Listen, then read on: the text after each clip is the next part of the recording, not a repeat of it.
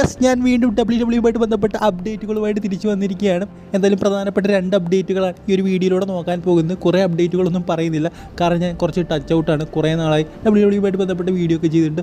So ഈ ഒരു വീഡിയോയിൽ 2 അപ്ഡേറ്റിൽ മാത്രം നമുക്കൊന്ന് ഒതുക്കാം. സോ ആദ്യത്തെ അപ്ഡേറ്റ് എന്ന് പറയുന്നത് ദ ബീസ്റ്റ് ബ്രോക്ക് ലെസ്നറുമായിട്ട് ബന്ധപ്പെട്ടിരിക്കുന്ന അപ്ഡേറ്റ് ആണ്. അതായത് ഇപ്പോൾ പറയുന്ന ഏറ്റവും വലിയ റൂമർ എന്ന് പറയുന്നത് നാളത്തെ റോ എപ്പിസോഡിൽ ബ്രോക്ക് ലെസ്നർ വരും, അദ്ദേഹം ഗോൾഡ് ലൈറ്റ് മാച്ചിൽ പങ്കെടുക്കും, ആ ഒരു മാച്ച് വിജയിച്ച് അദ്ദേഹം റസൽമേനിയ ഗന്ധറിനെ നേരിടും എന്ന തരത്തിലൊക്കെ വലിയ രീതിയിൽ ഇപ്പോൾ റൂമറുകൾ പരക്കുന്നുണ്ട് സോഷ്യൽ മീഡിയ.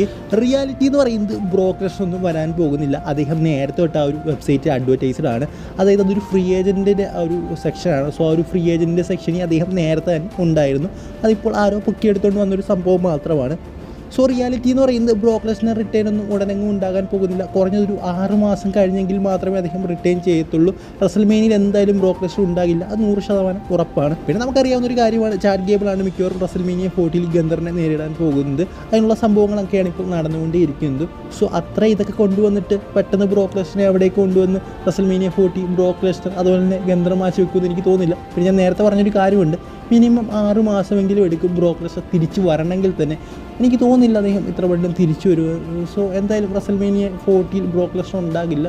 സോ ആ രീതിയിലുള്ള എന്താ പറയുക, വലിയ രീതിയിൽ ബ്രോക്ക് ലെസ്നർ ഫാൻസ് ആശയൊന്നും ഇരിക്കേണ്ട ഒരു ആവശ്യമില്ല. അദ്ദേഹം വരത്തില്ല, അത് 100% ഉറപ്പാണ്. പിന്നെ ഗന്ധർ വേഴ്സസ് ചാറ്റ് ഗേബിൾ മാച്ചിനാണ് സാധ്യത കൂടുതൽ. ബ്രോക്ക് ലെസ്നർ വേഴ്സസ് ഗന്ധർ മാച്ച് എന്തായാലും ഈ ഒരു റസൽമേനിയ 40 നടക്കില്ല. ഇനി അടുത്ത അപ്ഡേറ്റ് എന്ന് പറയുന്നത് ജോൺസിനുമായിട്ട് ബന്ധപ്പെട്ട കുറച്ച് വിയേഡായിട്ടുള്ളൊരു അപ്ഡേറ്റ് ആണ്. അതായത് നമുക്ക് എല്ലാവർക്കും അറിയാം, ഇന്നായിരുന്നു ഓസ്കാർ. സോ ഒരു ഓസ്കാർ വേദി ജോൺസിനെ ഭാഗമായിരുന്നു. അതായത് ബെസ്റ്റ് കോസ്റ്റ്യൂമറിനുള്ള അവാർഡ് നൽകാൻ ജോൺസിനെ ഇന്ന് ഓസ്കാർ വേദിയിൽ പ്രത്യക്ഷപ്പെട്ടു. സോ ആ ഒരു ബെസ്റ്റ് കോസ്റ്റ്യൂമറിനുള്ള അവാർഡ് നൽകാൻ അദ്ദേഹം ആ ഒരു വേദിയിൽ പ്രത്യക്ഷപ്പെട്ടത് നേക്കഡായിട്ടാണ്. ചെറിയൊരു കാർഡ്ബോർഡ് വെച്ച് അദ്ദേഹത്തിൻ്റെ സീക്രട്ട് പാർട്ട് മാത്രം മറിച്ചിട്ടുണ്ട്.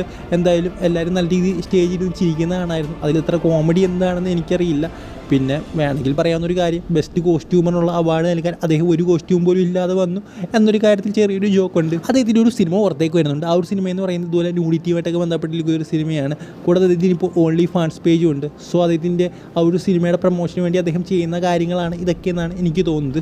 ഇനി അടുത്ത അപ്ഡേറ്റ് എന്ന് പറയുന്നത് സ്കെൽറ്റിക് വാറിയർ ഷേമസുമായിട്ട് ബന്ധപ്പെട്ടിരിക്കുന്ന അപ്ഡേറ്റ് ആണ്. അതായത് ഷേമസ് എപ്പോൾ WWE റിട്ടേൺ ചെയ്യുമെന്ന് പലരും ചോദിക്കുന്നുണ്ട്. എന്നാലും അതുമായിട്ട് ബന്ധപ്പെട്ടൊരു അപ്ഡേറ്റ് എന്ന് പറയുന്നത് അദ്ദേഹം വളരെ പെട്ടെന്ന് തന്നെ WWE റിട്ടേൺ ചെയ്യും. അതായത് നേരത്തെ തന്നെ ഷേമസ് റിട്ടേൺ ചെയ്യേണ്ടതായിരുന്നു, പക്ഷേ അതിൻ്റെ റിട്ടേൺ ഇങ്ങനെ ഡിലേ ചെയ്ത് WWE വെച്ചിരിക്കുന്നതാണ്. എന്തുകൊണ്ടാണെന്ന് ഒരു പിടിയും കിട്ടുന്നില്ലെന്നാണ് അവർ പ്രമുഖ മാധ്യമം പറയുന്നത്. സോ എന്തായാലും ഷേമസ് ഉടൻ തന്നെ WWE വരും, പക്ഷേ ഡിലേ ചെയ്ത് വെച്ചിരിക്കാൻ എപ്പോൾ വേണമെങ്കിലും അത് ഉണ്ടാകാമെന്ന് ഒരു പ്രമുഖ മാധ്യമം റിപ്പോർട്ട് ചെയ്യുന്നുണ്ട്.